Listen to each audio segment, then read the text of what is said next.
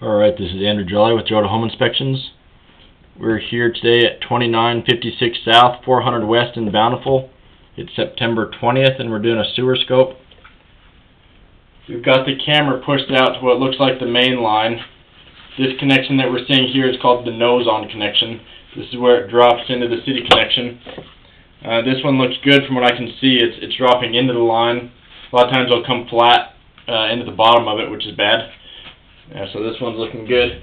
We're going to pull it back and record it and see what we find. You can see some water kind of pounded on it. That's from some water that I've been running to help push the camera out. That'll slow down as we pull it back.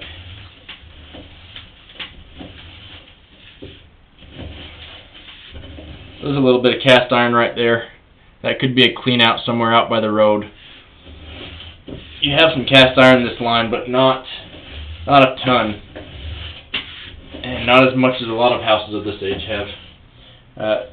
Cast iron is probably going to be the weakest link here though. Cast iron will get rust that builds up on it, and it can catch on solids or wet wipes.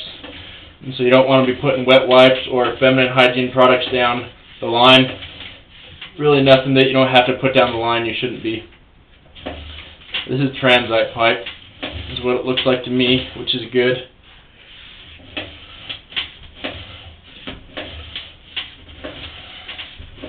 One of the things I'm looking for is any standing water. There was one spot when I was pushing out that looked like you might have some, and that indicates improper grade or a little bit of a belly.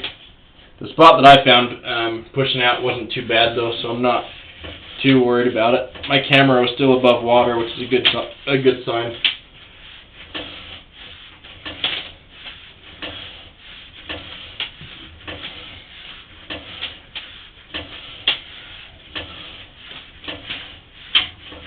This was a long line. It was over 100 feet out. I think we were 120 feet out or so, which is pretty far.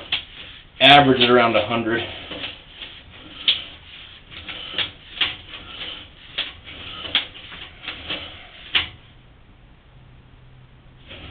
Just looking at that connection point. Looks fine. There's some more cast iron. You can see how it gets rough. It also starts to flake really bad over time, but having a couple cast iron cleanouts is not nearly as big of a deal as having cast iron going all the way out to the city connection. There's some roots coming through a joint, closing in on the left hand side of the line. The bottom's still open, which is good. I don't see that it's catching on any solids, which is also good, but once you have roots, you're always going to have them. They're going to come back and you're going to have to clean them every so often. And every house is different with how often you have to clean them. Some houses it's every 6 months. Some houses it's every few years.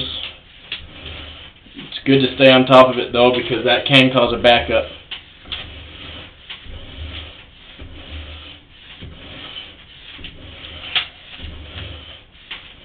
I accessed this today through a clean out in the basement. Oh, there's that belly right there. So it's only a few feet long, maybe a little more.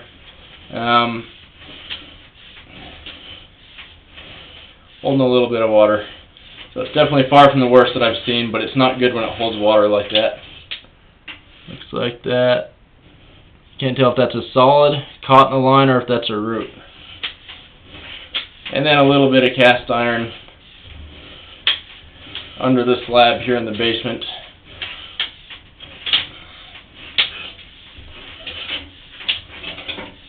And here we are back into the bathroom.